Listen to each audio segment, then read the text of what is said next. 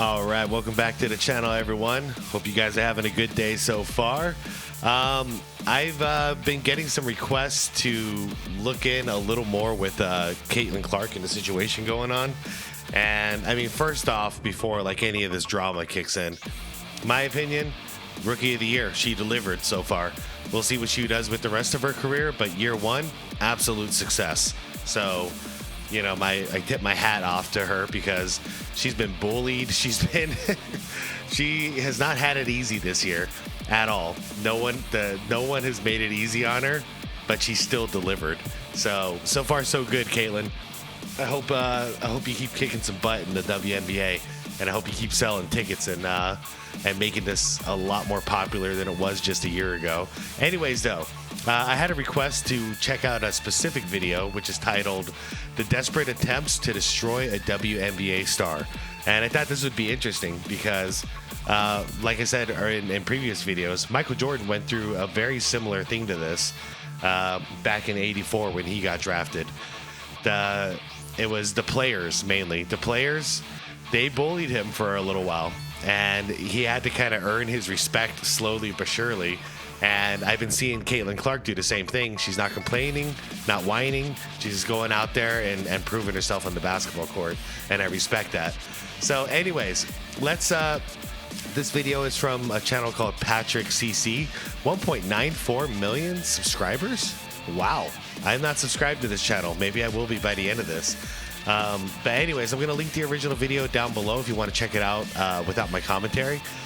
This one's a little long one. It's 38 minutes, so saddle up, get yourself a drink and some snacks, and let's kick back and enjoy this, or some coffee, depending on what time it is, or a beer, depending on what time it is in the world for you. All right, everyone. So yeah, the link's going to be down below in the description, and everybody else, please leave a like to this video. It helps out a ton, and I appreciate you all. All right, let's check this out, because I know a lot, but I'm sure there's, you know, I'm not going to pretend like I'm the biggest WNBA follower out there. So I know there's stuff in here that I don't know about. So let's find out.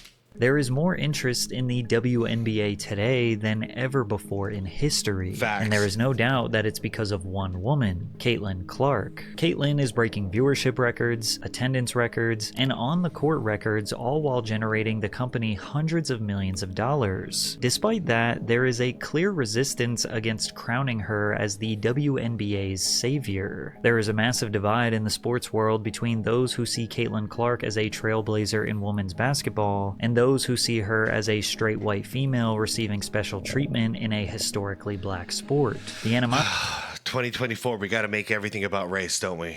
Like, can we just respect people's talents and skills and forget about the color of their skin?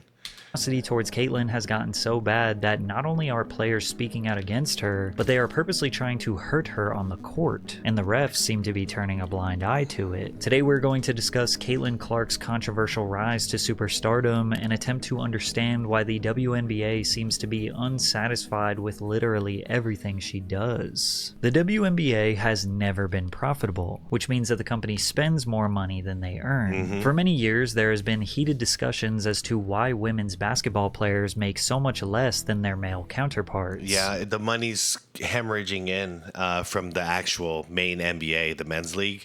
So the men's league is very profitable, and that's what's been funding and keeping the WNBA alive all these years. I just recently found this out about a year ago. I didn't know it was that bad out there. I thought they were slightly profitable, and that's where the salaries were coming in for the players. But no, the salaries are coming in from the NBA as well. Pointing out things like the highest paid female basketball player earns a $250,000 salary, and the highest paid male basketball player gets a $50 million salary. Yeah. The fundamental business model of any sports organization is actually quite simple. The more people that watch, the more money they make. In 2019, the WNBA generated $60 million. The NBA that same year generated $7 billion. But there is a different way to analyze the discrepancy. We are not asking you to get paid what the men get paid.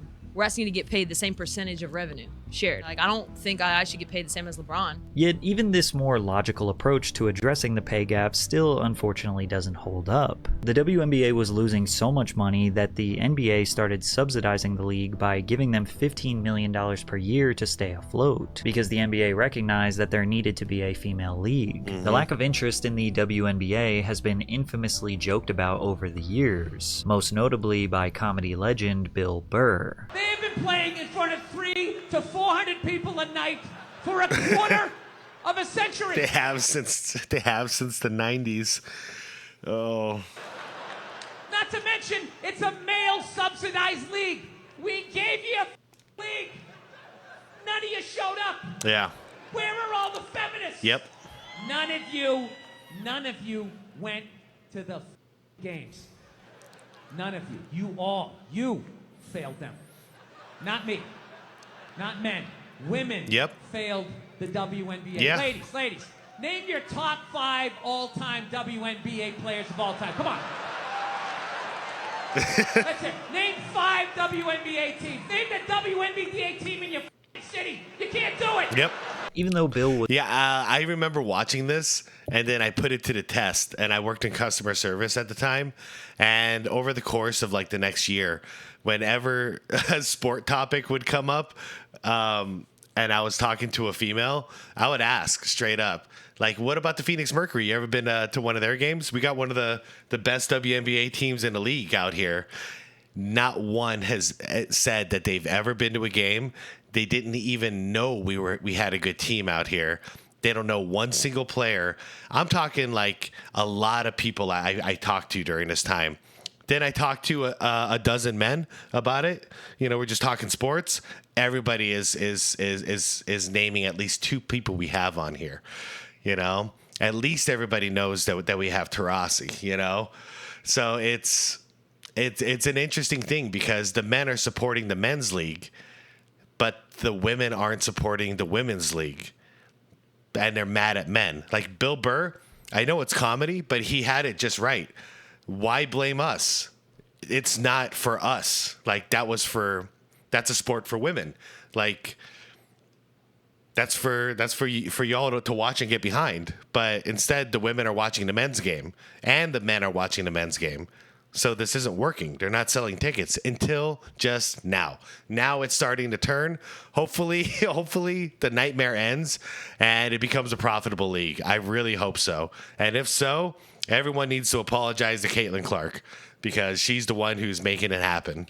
Was just joking here, there is some truth to his punchline. Now he nailed it. It is a business owner's responsibility to do something to grow their brand and business, whether that be marketing, advertising, or simply making the product better to draw more interest from customers. People forget that these massive global sports brands like the NFL, NBA, MLB, NHL all started just like any other small businesses. They are selling something, which in this case starts at trying to get people to watch others play organized sports. And we can all agree that the people who play the sport are just as important, if not more important, than the game itself. However, you can't just force people to be interested in a player. I mean, you can try to come up with interesting storylines, maybe a good underdog story, someone who was destined to fail but overcame it, maybe somebody who had a tragic loss in their family or survived some sort of rare condition, or what about a good controversy? Who doesn't love 2 players that absolutely hate each other facing off? Storylines, personality, attitude, looks, background are all things that can definitely help draw interest to an athlete, but more often than not, a player's rise to superstardom is rooted in their ability to play the game exceptionally well, and Caitlin Clark was nothing short of a basketball prodigy. But first, a quick word from today's sponsor, Underdog Fantasy. The NFL Nice transition there. Okay, that should do it. UnderdogFantasy.com. You got a promo code. A Travis Kelce free pick. Thanks, Underdog. By the time she reached high school, Caitlin had undergone years of basketball development through All Iowa Attack, an AAU basketball program in Ames, Iowa. She received her first letter of interest from Missouri State before 7th grade. Entering her sophomore year, she ranked 2nd in the state in scoring. One game, she scored 60 points in a 90-78 win against Mason City High School. In her junior year, she set the state single-game all-time record with 13 three-pointers. Wow. For the season, Clark 13 to 17, it said too. averaged 32.6 points, 6.8 rebounds, 3.5 assists, and 2.3 steals per game. That's some damn good numbers, man. Damn, I didn't know this. Wow. Helping Dowling finish with a 17-8 record. Clark would be named the Iowa Gatorade Player of the Year and repeated as an all-state first-team selection by the IPSWA. Every single one of Caitlin's averages increased during her senior year, and she led the state in scoring for the second year in a row. By the time she graduated from high school, ESPN ranked Caitlin as the 4th best player in her class and a 5-star prospect. Caitlin announced her intention to play basketball for the University of Iowa. When she entered her freshman season as Iowa's starting point guard, she stood at 6 foot and was a prolific scorer. Crazy. If this was the men's league, she would have come out of high school. She would have been drafted out of high school. I didn't realize she was that good in high school at all. I didn't catch wind of her until college. Capable of putting up points from all areas of the court. Caitlin has a deep shooting range that allows her to hit three-pointers from well beyond the arc. Her scoring versatility makes her a constant threat to opposing defenses. Outside of scoring, she is also an excellent playmaker. Her court vision and passing skills are exceptional, often reading defenses effectively and finding open players with precision. Caitlin's ball handling allows her to navigate through defenses with ease. She can drive to the basket effectively and will break down defenders without breaking a sweat. While Caitlin's defense leaves much to be desired, she has a confident demeanor on the court and plays with a high level of intensity and competitiveness. Or in other words, got that shit out of there. She plays with swag. Throughout her college career, she was seemingly breaking That's a good way to put it. I think of like Steph Curry, you know, like she has some swagger to her. Like Steph Curry, like I don't know, if I'm talking to like some Steph haters, I don't know how it feels, but like, you know, even when I didn't like Steph that much before I actually really paid attention to his game, there was no doubt that the dude has charisma. You know, I'd watch him and he'd actually like make me smile while he's playing. I'm getting the same kind of feel from Caitlin. You know, I watch her and I'm smiling watching her play because like she really loves basketball, and so does Steph. Records every other game and put up stat lines that hadn't been accomplished by any player in the history of NCAA D1 basketball. And while many college basketball fans knew about Caitlin's dominance, many people's first introduction to Caitlin Clark, as well as potentially women's basketball as a whole, was during her highly publicized controversy during the 2023 March Madness tournament. In the Elite Eight of the NCAA tournament, Caitlin recorded her best playoff performance to date with 41 points, 41-point triple-double, 12 assists, 10 rebounds. See. Yep.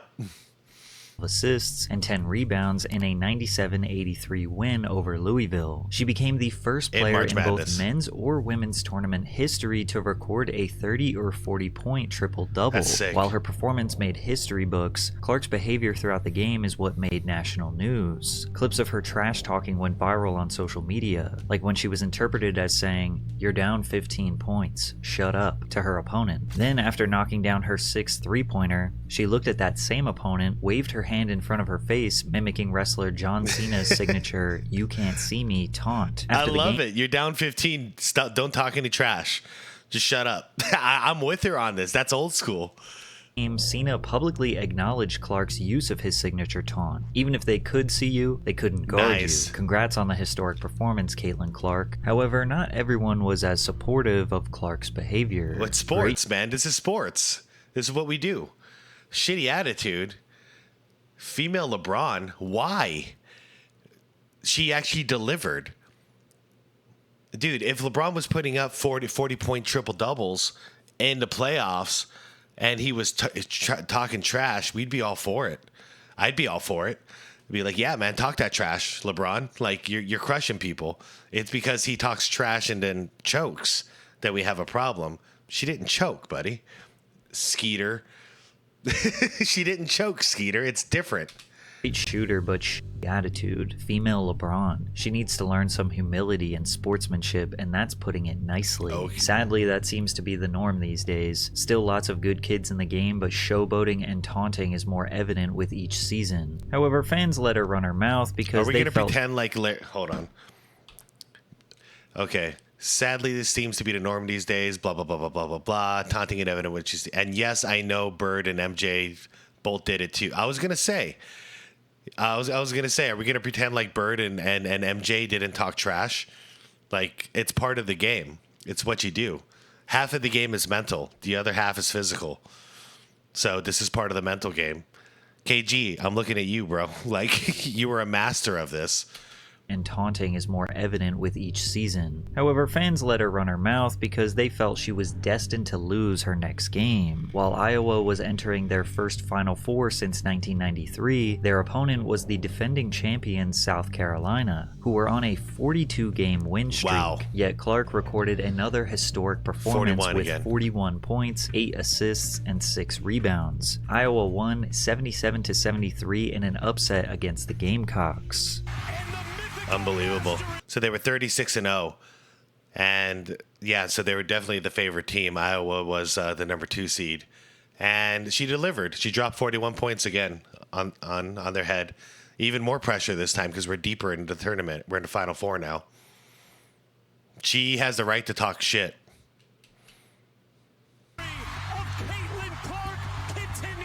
Caitlin Clark just advanced the Iowa Hawkeyes to the Women's Basketball Championship for the first time in program history. However, the outrage that would erupt after the game would change women's basketball forever. It was a hard-fought battle, but LSU was simply the better team. With multiple players scoring 20 points or more, Caitlin couldn't take on the LSU Tigers by herself. She scored 30 points with 8 three-pointers, but Iowa still lost 102-85. However, the controversial actions of Caitlin Clark's biggest enemy, Angel Reese, caused a firestorm online. Near the end of the game, Angel followed Clark while waving her hand in front of her face, hitting the same "you can't see me" taunt that Caitlin hit just a few days earlier. Reese then pointed at her ring finger since LSU was about to secure the championship ring. The clip of Reese taunting Clark went mega viral. This is the best thing for the WNBA, by the way, is this rivalry.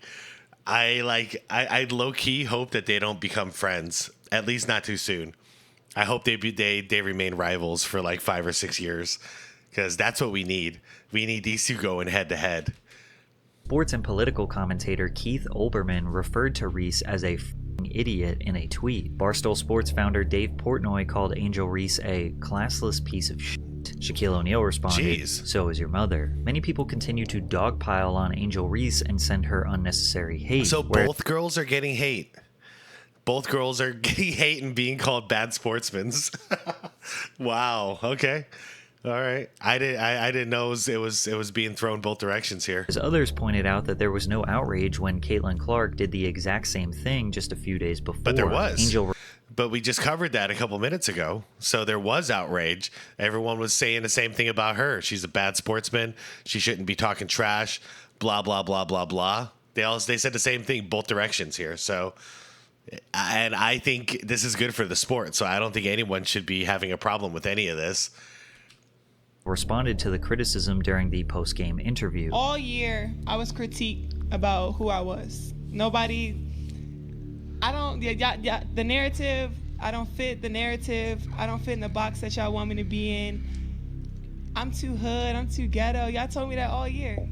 But when other people do it, y'all don't say nothing. So this was for the girls that look like me, that's gonna speak up on what they believe in. It's unapologetically you. And that's what I did it for tonight. This was for it was bigger than me tonight. Angel and her supporters online felt that she was only receiving negative criticism because she was black. And if you read some of the hateful things being sent her way, it's hard to see it as anything else. Maybe if you stopped acting like a Baltimore hood rat. Yeah, well, these are, unfortunately, it's the ones that are actually racist and sexist that are the loudest.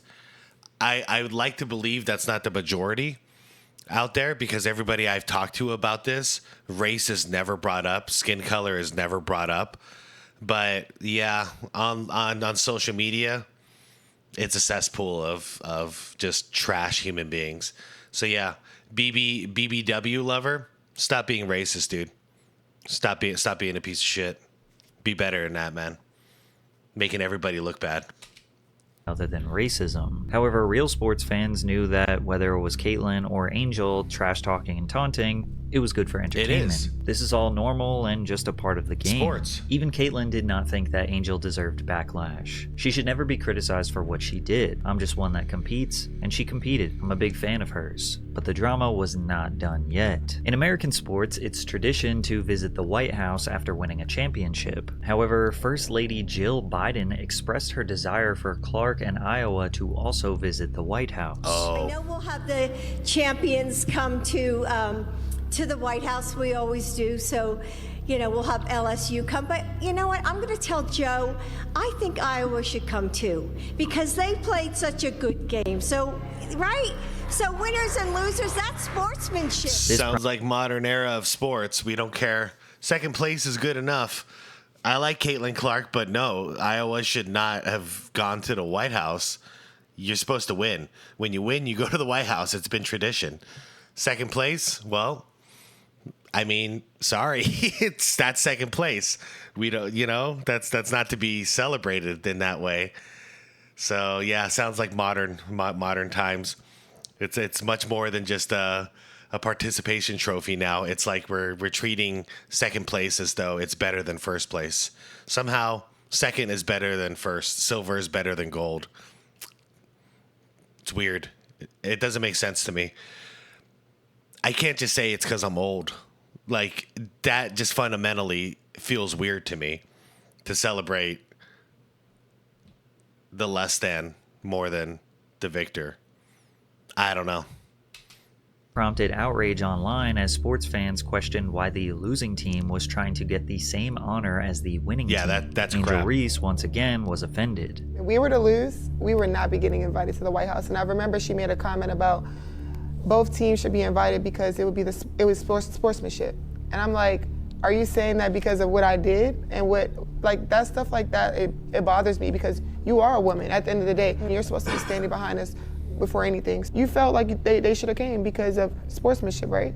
They can have that spot. Like, we'll go to the Obamas. We'll see, I'm gonna see Michelle. I'm gonna see Barack. Many of Angel's supporters believe that if LSU was the team that actually lost, then there was no way that they would also get invited to the White House. I don't blame her for feeling that way. I don't know either way what the fact is or what Jill Biden's motivation was behind that. I could just say I completely understand why Angel feels that way. And I'd feel the exact same way too if I were her. That was a dumb move by Miss Biden. After the backlash, Jill Biden's press secretary clarified that only LSU would be invited, and Reese ultimately accepted the invite with her team later that week. It's easy for me to understate how many people were tuned in to this Caitlin Clark and Angel Reese beef. Louisiana vs. Iowa marked the most watched NCAA women's basketball championship game in history at 9.9 million viewers. I've never watched women's ball before, but this was an entertaining tournament. Yeah. Ultimately, the drama seemed to benefit the sport as a whole, and it definitely benefited Caitlin Clark's bank account. I mean, remember Burr and Magic in the NCAA championship game? It's a lot like that. And then that momentum followed them into the NBA as they remain rivals. That's why this is such a big deal, because we've seen this before in the men's game. And if it plays out anything similar to how it did in the men's game, well, that was the spark that ignited the NBA into what we know it to be today. There would be no Michael Jordan came 5 years later, but the world might not have cared about Michael Jordan. He might not have had a platform by then, because the league might not have survived, and there might not have been enough eyes on the league to care about a guy like Michael Jordan by the time he came out. His skills are undeniable, obviously, but if the platform wasn't there, then what's it all mean? So Bird and Magic set the table for him, and right now we're hoping that Reese and Clark are setting the table for the future of the league. 2021, the NCAA announced that college athletes would finally be able to make money off their name, image, and likeness, whereas before it was illegal. Clark received endorsement deals from Hy-Vee, a supermarket chain that has more than 200 locations across the Midwest and the South. Under the Hy-Vee brand, Clark has appeared in its seasonal magazine and several regional ads and commercials. On March 1st, 2022, Caitlyn announced a partnership with H&R Block, a national tax preparation company. Caitlyn appeared as part of its A Fair Shot campaign, designed to help female athletes earn fair compensation in the NIL space compared to male athletes. Clark appeared in several national ads through the company's campaign. In July of 2022, Clark partnered with Topps, one of the largest trading card companies in the US. Wow. Caitlyn's most notable NIL endorsement came in October 2022 when Nike signed Clark to an NIL deal, alongside 4 other high school/college athletes, including Bronny James. That same month, she entered another partnership, this time with Shootaway, the most prominent basketball shooting machine companies in the world. In March of 2023, Caitlyn received another major endorsement, appearing in Buick Automotive's #SeeHerGreatness campaign. Clark then partnered with the investment bank company Goldman Sachs, where she and North Carolina's men's basketball player Caleb Love represented the company's 10,000 Small Business Voices program, releasing a nationwide commercial supporting the modernization of the Small Business Administration. Then in October of 2023, Clark joined NBA player Chris Paul in a popular State Farm TV commercial. Caitlyn was bringing national visibility to her sport and getting filthy rich while doing it. But she wasn't the only one getting rich. Universities all across the United States saw exponential growth in the interest in women's basketball. During her senior season, Iowa sold out all of its home games for the first time in program history and set the women's basketball attendance record at 55,646 at a preseason exhibition game against DePaul. I bet you never thought in your life you'd see a football stadium converted into a basketball court for women's ball. That's really cool. Every team that hosted Iowa during the regular season set an attendance record, with an average attendance increase of 150%. During Clark's final season at Iowa, from there, regular season games featuring her became the most viewed women's basketball games of all time on 6 different TV networks. And I was going to name some of the records that she broke and awards that she won throughout her college career, but there are so many that the sheer volume of them is enough for you to understand her dominance. However, the most impressive by far is that she is the all-time leading scorer, man or women, in college basketball. Wow. And we recently checked out Pete Maravich, and he was considered like the greatest college player of all time. Except for maybe Kareem Abdul-Jabbar, that is. But wow, she passed his scoring record. History. Pete Maravich from LSU had 3,667 points. He held that record for 54 years until Caitlyn beat it with her 3,951 points. That's crazy. Clark's final regular season game against Ohio State was the most watched regular season women's basketball game since 1999, as well as the second most watched college basketball game of the season, including men's games. As we were approaching March Madness, did you hear that? Including men's games. 24, opposing players were ready for Caitlyn's demise. Nebraska guard Jazz Shelley did the infamous "You can't see me" taunt after upsetting Iowa. A tweet went viral saying, "It's not ghetto, she's not a thug," pointing out this yet is again good for the sport, man. This is all good for the sport. And the lack of criticism from a white player taunting Clark. The sports world was expecting drama similar to the previous year's explosive battle with Angel Reese. In the Elite Eight, the Hawkeyes faced the Tigers in a rematch of the 2023 National Championship game. Tension was at an all-time high, but the ladies kept this match professional, and Caitlyn was not going to let her team go down the same way they did last year. Clark led the Hawkeyes to victory with 41 points, 12 assists, and 7 rebounds in a 94-87 win over LSU. Nah, Caitlyn is built different. The look on Angel Reese's face was priceless. Female Curry, she's goated. Caitlyn Clark is the kind of generational talent that can change an entire sport. I really think she is going to make people take women's basketball a lot more seriously. I hope so. And there's this interesting crossover time right now, because a lot of men are really upset with the way that the men's the actual NBA is nowadays, and if you can spark interest in us, that is a potential opportunity for our viewership. I mean, I'm included. I've watched a couple of games this year in the WNBA, not going to lie. And over the course of the last 10 years, my viewership in the regular NBA has gone down because I don't feel like it's that competitive anymore. So just saying, this is an interesting time because if this becomes more exciting than the men's league, that's a lot of viewers you can inherit.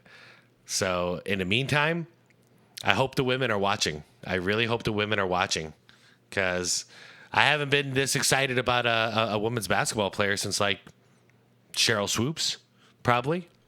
And actually, yeah, no, that was the last one. And that was a long, long time ago.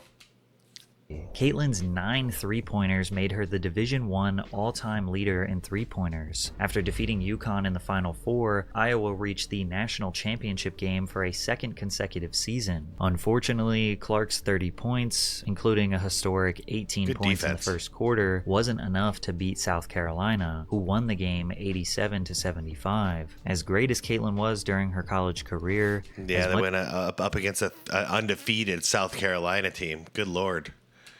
as she carried her team to victory for 4 years straight, she was never able to secure a championship title. However, her star power is undeniable, and she will be considered one of the greatest women's basketball players in college history. The national championship delivered 18.9 million viewers, 10 million more than the previous year's game, making it the most viewed women's college basketball game in history. The media spent more time talking about Caitlin than any other players or the team that actually won the game. I mean, just look, every headline starts with her name. Caitlin is a certified star, and she didn't even need to win to be seen as the winner. However, Caitlin's praise is most certainly a double-edged sword. As she entered the WNBA, she was facing immense pressure to revitalize a failing sport. The ticket sales, viewership, and all other financial implications are seemingly riding on her performance as a pro. If she isn't as dominant, or there isn't a good storyline surrounding her, perhaps new fans will become less interested, and the WNBA will miss out on their opportunity to finally become a profitable business. Additionally, other professional players are not very fond of Caitlin. They are not convinced she will be able to handle the big leagues, and there is no doubt that they are playing more aggressively towards her. They are fouling her much harder, sometimes to the point of blatantly hitting her in the head, and the conversation of her being a straight white female boosting her success will continue to permeate throughout the media. With the first overall pick of the 2024 WNBA draft, the Indiana Fever selected Clark. This broadcast averaged 2.45 million viewers, which was the most in WNBA draft history. Clark's professional contract is worth $338,000 over 4 years. Her fans were outraged at this news. In comparison, the NBA's first overall pick is expected to make $57.19 million over the first 4 years. On average, the NBA rookie contracts average about $33 million, whereas the WNBA rookie contracts average about $320,000. Luckily for Clark, her endorsement deal was about to make up for the lack of funds the WNBA was providing. Adidas offered her a 4-year, $6 million contract. Under Armour offered her a 4-year, $16 million contract. Oh yeah, But she ultimately signed a $28 million contract with Nike that spans 8 years and includes a signature shoe. Caitlin also signed a multi-year deal with Wilson Sporting Goods, the WNBA's official basketball supplier. Wilson said that Clark would test, advise, and provide feedback on a range of its basketball products, become a brand ambassador, and release new collections that celebrate her throughout 2024. Not only was Clark receiving praise from fans and the media around the world, but because of endorsements, she just earned a level of wealth that no female basketball player has ever seen before. The salary cap for every single WNBA team combined is a little over $17 million. From Caitlin's Nike endorsement alone, she could pay every single WNBA player's salary for 1 year and still have $10 million left over. It reminds me again, I have to say it, of Michael Jordan. The majority of the money Michael made in basketball was not from basketball. It was from all of his endorsements. Like by far, way more money. And I'm not even talking about the Jordan brand. Like outside of the Jordan brand itself, he made more money from endorsements like Hanes and McDonald's and what was that battery? Like Rayovac, I think it was. Like he did all kinds of endorsements. So same thing.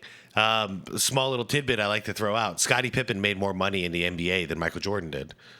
Just to put context in it. He was never making the majority of his money from basketball. It was always from stuff he did outside. And then Jordan brand obviously blew up into what it is now. And he's a billionaire now. So imagine how all of the other players feel, even the ones on her team. They play on the same court, they play the same game, and they often outperform Caitlyn, but they won't receive nearly as much or any media attention at all, and they'll make about $80,000 a year, which is not even enough to comfortably afford a typical home in America. It's safe to say that Caitlyn Clark had a target on her back. Oh yeah, for sure. Because that's how you get attention now. You want some endorsements? You want some fame? Go at her. Go at Caitlyn. Take her down. That's the way to do it. Don't bully her. Be better than her at basketball and do it on the grand stage. That'll get you a lot of attention at that point from all of us. NBA players, including some who are no longer in the league, made public comments that many interpreted as being antagonistic towards Clark. So there's been this hot take debate about, do you need to have a championship for legacy when you talk about a women's college basketball player? You are the expert on this since you have 4. Yeah. Does Caitlyn Clark need a championship to be considered one of the greats in women's college basketball history? Yeah, she does. I think so. Because then you're gonna look 10 years back and you're gonna see all the records she's broken and the points and stuff like that. But anybody knows, your goal when you play college basketball is to win a national championship. That's right, LeBron fans. The goal is to win, not to get second place. So you need one. Around the same time, college basketball legend Lynette Woodward suggested during a coaches convention that Clark hadn't broken her scoring record because they weren't playing under the same rules. Okay, that's dumb. That's just dumb. Because we could throw 1,000 examples of that when it comes to basketball. For instance, okay, well, LeBron James breaking Kareem Abdul-Jabbar's scoring record doesn't count because they played with much different rules back then in the 70s and 80s than they do in modern times. So that's just dumb.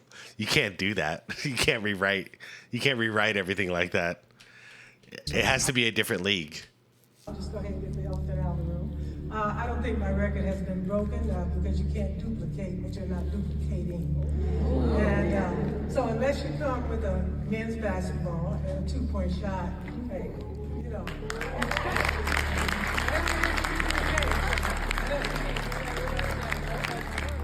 But just for you, so you can understand, so you can help me spread that word. Can you imagine if when LeBron broke Kareem's record, Kareem made that statement right there? Like, how petty would that look? And you all know how I feel about LeBron, but still, like, you can't do that. Like, he would look like the most petty old man we've ever seen. Like, come on, Kareem, just shake his hand, take the picture. It is what it is. From 1978 to 1981, when women had to play with a men's-size basketball, which is a slightly larger ball than the current standard. With a smaller ball but same size goal, there will be more scoring, due to a higher margin for error with the shot still going in. They also did not have a three-point line back then. Additionally, the NCAA was not the governing body of women's collegiate sports when Woodward played. How do you feel about that, by the way, the ball?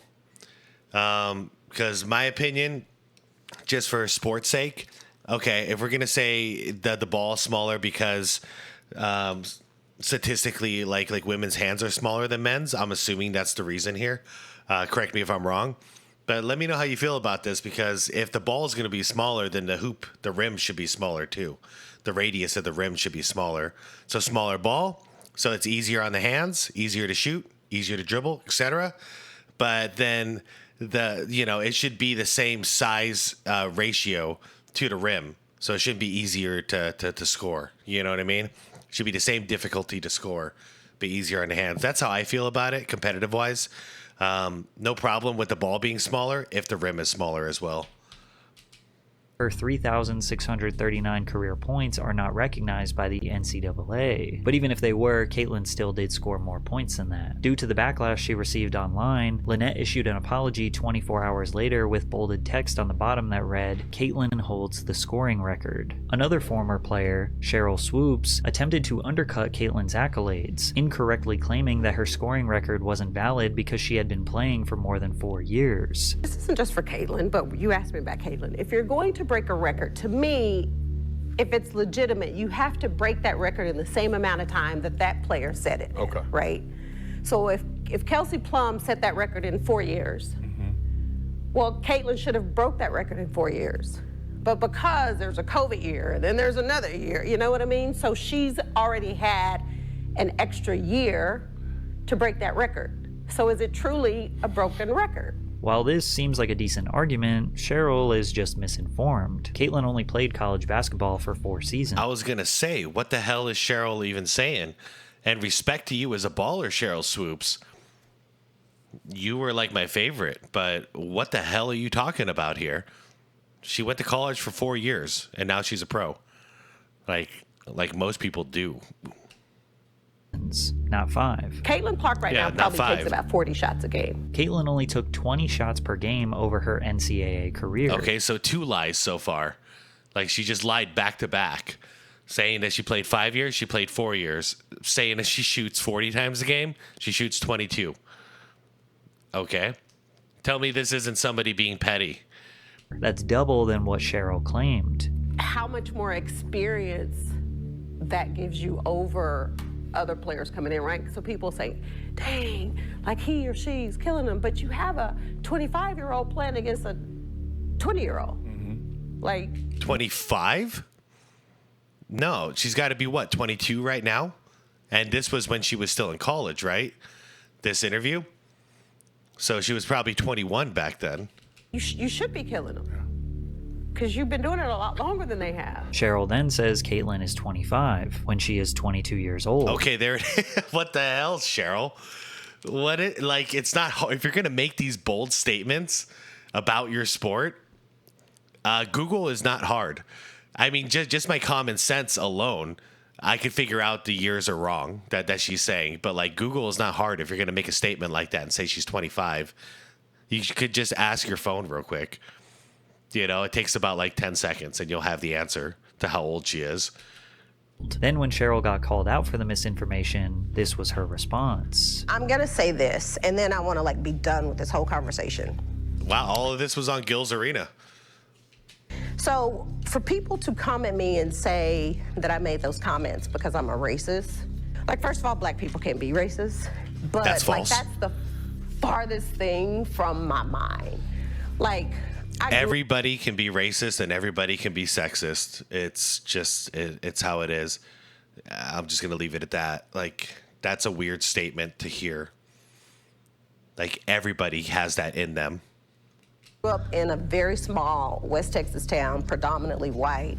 My best childhood friend is white. So it's important for me that I speak up for people that look like me. It's Black History Month. So, our ancestors fought and died for us to have opportunities that we have today.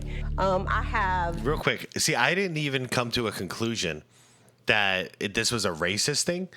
I thought this is a jealousy thing because Cheryl Swoops was a star back in the beginning of the league, of the WNBA. She was a star. But she didn't get nearly as much attention as Caitlin Clark is getting. So I figured this was just petty jealousy right here. I wasn't going to go straight to the race thing, but maybe there's something to that. I don't know. I don't know Cheryl Swoops enough as a person. I just knew her as a basketball player. No issues with Caitlin. Her breaking the record, I think, obviously is a tremendous accomplishment. Although, we could get into that discussion also. We should. Because there's a big debate on Lynette Woodard having the actual record. Phoenix Mercury guard Diana Taurasi made a disparaging comment when she was asked about the up-and-coming group of college superstars. All right, so just to end that on Cheryl Swoops, I don't know where she's coming from on this. I just assume it's jealousy. I think accusing somebody of being racist is a serious accusation, so it's not something I throw around often. That's a very serious accusation to make.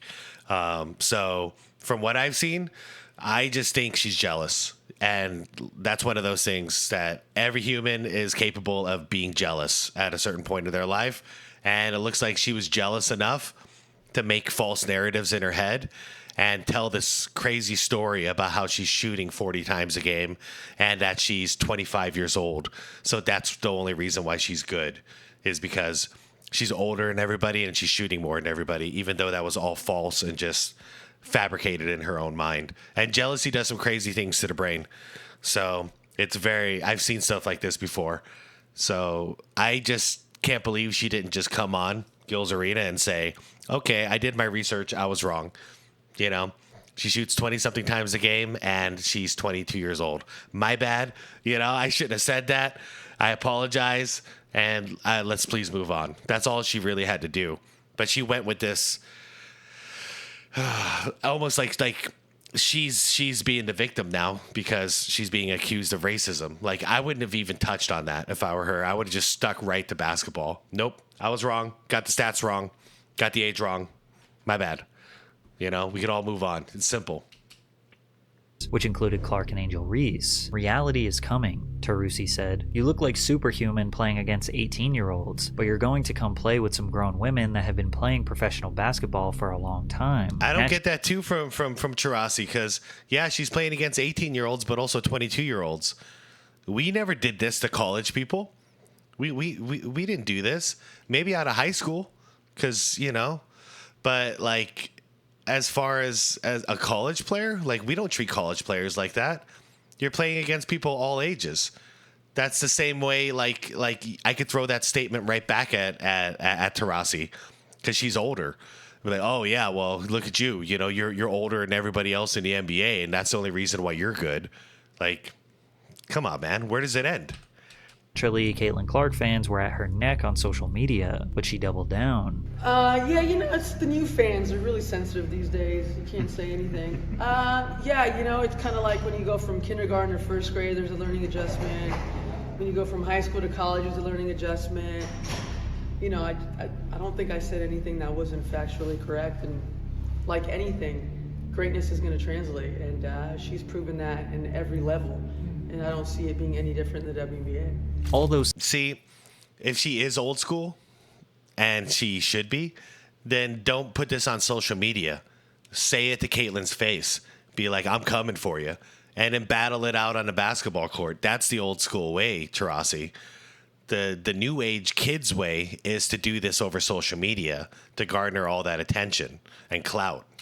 Sensitive fans didn't even know who Tarusi was until Caitlin Clark. Anyone who criticizes or even makes a subtle negative comment on Clark will receive pretty obnoxious replies from people on social media. But that did not stop the women from saying how they feel. Aja Wilson, the Las Vegas Aces star, told AP News that she felt Clark's whiteness was a huge factor in her popularity. You can be top-notch at what you are as a black woman, she said, but they don't see it as marketable. So it doesn't matter how hard I work. She added, "It boils my blood when people say it's not about race, because it is." In a league in which approximately 70% of the players are black, nearly a third identify as LGBTQ, and most come from urban environments, Clark is white, straight, and from Iowa. However, others merely say it's just because she's an incredible player. Her playstyle and ability to shoot deep three-pointers is reminiscent of Steph Curry, who is a modern-day NBA superstar that kids all around the world love. Absolutely. Not to mention the endless list of records she holds. There's no solid argument against Caitlin Clark being great, but that was in college. How is her professional career going so far? Not bad. Caitlin made her debut on May 14th, scoring 20 points in a 92-71 loss to the Connecticut Sun. 10 days later, she posted her first double-double with 11 points, 10 rebounds, and 8 assists, showcasing her potential in the Fever's first regular win over the Los Angeles Sparks. On May 28th, in a rematch with the Sparks, she recorded a career-high 30 points, 5 rebounds, and 6 assists in an 88-82 loss. During the game, Clark broke the record for the fastest WNBA rookie to reach 100 points and 50 assists. She was named the league's Rookie of the Month in May. Still, Clark received criticism for not reaching the the unattainable standards bestowed upon her by the media. While she was performing well, she wasn't performing well enough. Her high turnover count paired with the Fever only winning 1 game in May, earning them a 1-8 record. Then again, a lot of Clark's on-court success has been hindered by what seems to be the relentless defense against her. Take a look at this obvious flagrant foul committed on Clark by Kennedy Carter, who seems to have called her a little bitch before pushing her from behind. Or this Seattle Storm player who blocked the ball and drove her elbow directly into Caitlin's head. The refs did not call a foul. Or when Angel Reese, who now plays for the Chicago Sky, lunged her arm into Caitlin, knocking her down, then taunting her as she ran away, with again no call from the refs. Ironically, Clark... I'm not seeing it on that one. Hold on. What's so bad about this one? Hold on. Directly into Caitlin's head. The refs did not call a foul. Or when Angel Reese... Okay. So there's Reese going for the block. Who now plays for the Chicago... Oh, she whacked her in the side of the head. Yeah, okay. I see it now. Yeah. Sky lunged her arm into Caitlin, knocking her down, then taunting her as she ran away, with again no call from the refs. Ironically, Clark doesn't really care that other players are targeting her. It is what it is. I feel like I'm just at the point where you accept it and don't retaliate. I'm trying not to let it bother me. Retaliate on the court. Retaliate on the court. Others are speaking on her behalf. Fever coach Christy Sides told reporters that she believes Clark has been treated unfairly. It's tough to keep getting hammered the way she does and to not get rewarded with free throws or foul calls. The coach followed up by tagging the WNBA on Twitter, where she wrote, "This is unacceptable. When will the consistent complaints be heard?" The Fever's general manager, Lynn Dunn, piled on, asking the league to clean up the crap on Twitter. NBA legend LeBron James made headlines for his defense of Clark. In April, he tweeted, "If you don't rock with Caitlin Clark's game, you're just a flat-out hater." I mean, that's not true. You know, that's just, I don't like that statement at all. that's pretty like elitist, you know? No, everyone has the right to have their opinion on Caitlin Clark. Just don't make up fake things like Cheryl Swoops. Don't pretend like Caitlin Clark sucks, but it's perfectly fine to not like Caitlin Clark as a basketball player. Like, that's our right as fans. Yeah, I feel that way about a lot of basketball players. We all disagree on certain players, you know? I know I piss off people when I talk about Bill Laimbeer, but I don't like the dude. I never did. Is what it is. You know, like, I don't have to like him.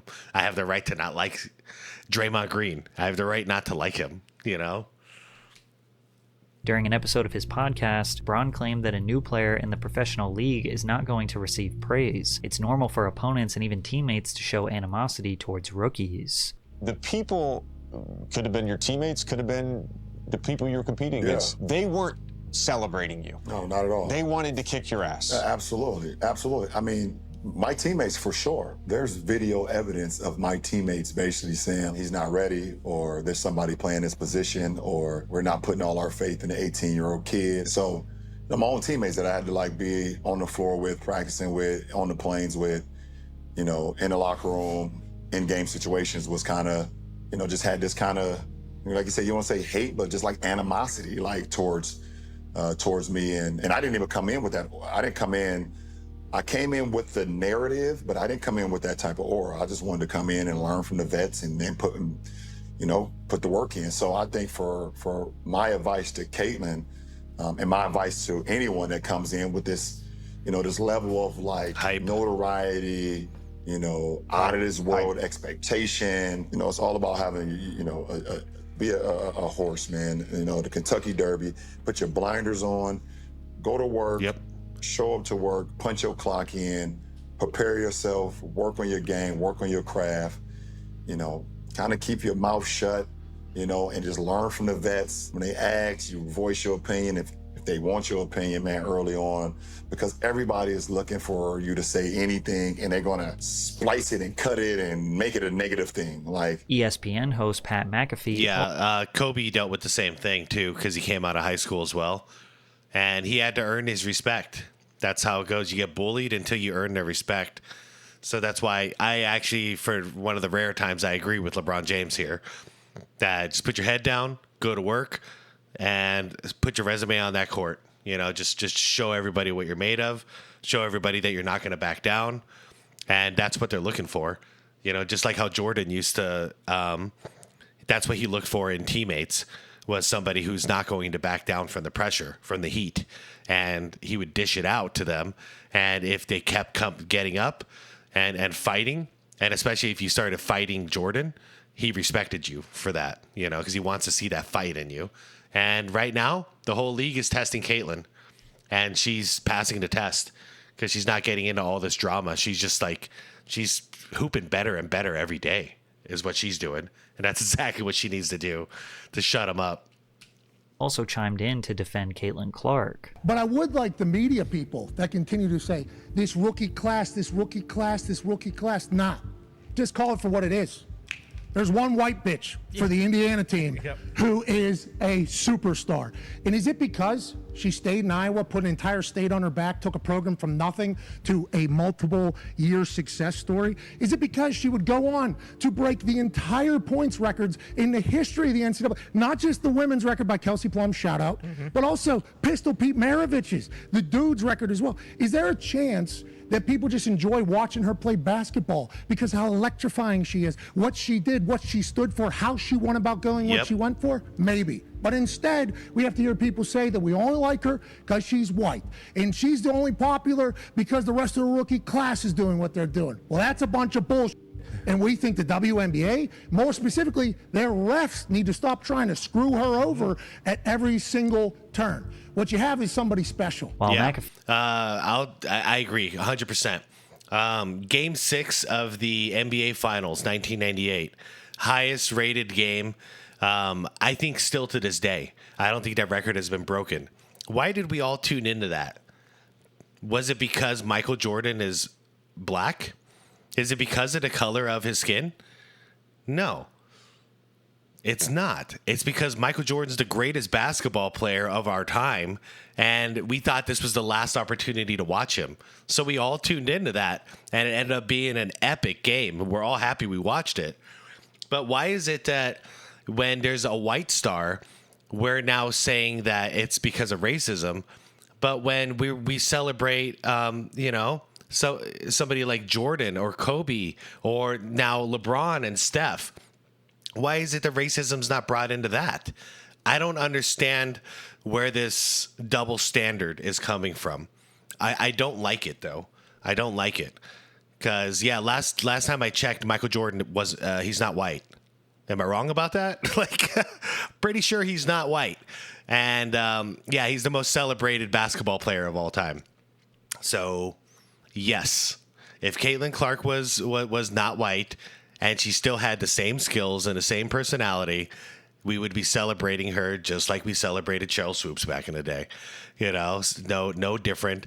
And then after that, it's all about your potential and what you're able to accomplish with that potential. Fee was criticized for calling Caitlyn a bitch. Many agreed with his sentiments. I agree with that part. Yeah, calling her a white bitch, that was stupid. Like, why you got insulting her while you're defending her? Not the best look, Pat. Angel Reese pushed back on the narrative that Clark is single-handedly bringing new fans to the sport. It all started from the national championship game, and I've been dealing with this for 2 years now. And understanding, negative things have probably been said about me, but honestly, I'll take that because look where women's basketball is. Mm-hmm. People are talking about women's basketball, but you never would think that we'd be talking about women's basketball. People are pulling up to games. We got celebrities coming to games, sold out arenas, just because of one single game.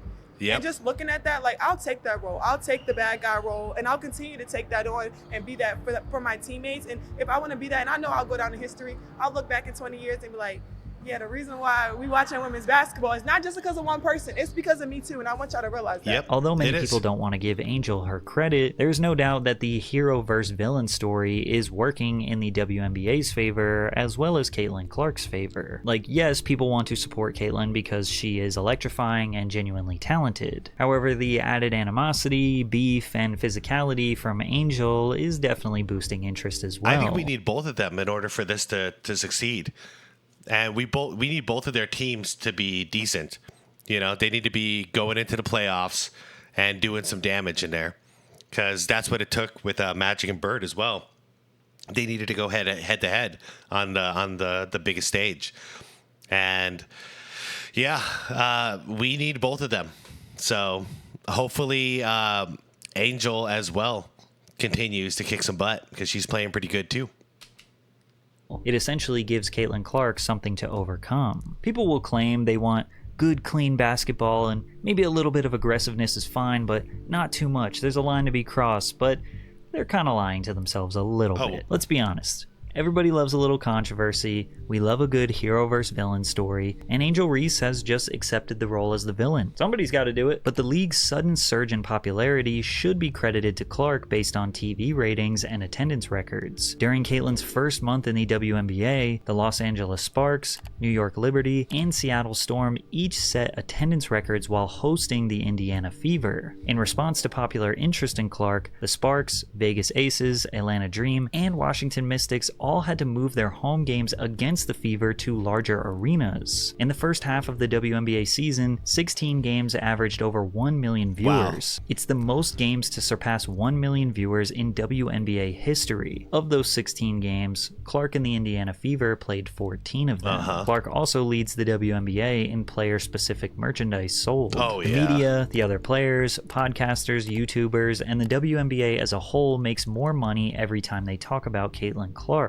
And at the end of the day, it's all about money. If people can make money talking about the WNBA, then they're going to keep talking about it. And who is the most famous, most popular, most interesting person in the WNBA? Caitlin Clark. The WNBA's 36 million unique TV viewers in 2023 marked a 27% increase from the previous season, while revenue was up about $200 million. Wow. And that was before Clark was even in the league. 1 month after Clark joined the league, Commissioner Kathy Engelbert announced that teams would be traveling on private charter flights this season. Y'all should be thanking that girl for getting y'all ass private charters, all the money and visibility she bringing to the WNBA. Don't be petty like dudes. Listen, what she's accomplished, give her flowers. Stop being petty, all you women out there. She got y'all ass charters. She bringing all y'all this money to the table, but y'all being petty like dudes. And even though I love Charles, man, say it how it is. That's it, though. You know, like Charles Barkley still to this day thanks Magic Johnson, Larry Bird, and Michael Jordan, because those three dudes are the reason why NBA players ended up getting paid so much. And at the tail end of Barkley's career, he got to be on the receiving end of some high paychecks. They didn't make much in the 80s, but he sure did at the end of his career. And he's humble enough to thank those guys because he knows when he saw Magic sign that huge contract in LA, what was it, like 20 mil for 20 years, which was huge back then, astronomical. Everyone knew, we're going to start getting paid, because everybody else is going to ask for, hey, if Magic is getting $1 million, I want $1 million too. And that's just the way it did. Jerry Buss was just ahead of the times with that. But yeah, give her flowers. Barkley's giving those guys their flowers for paving the way. I don't know.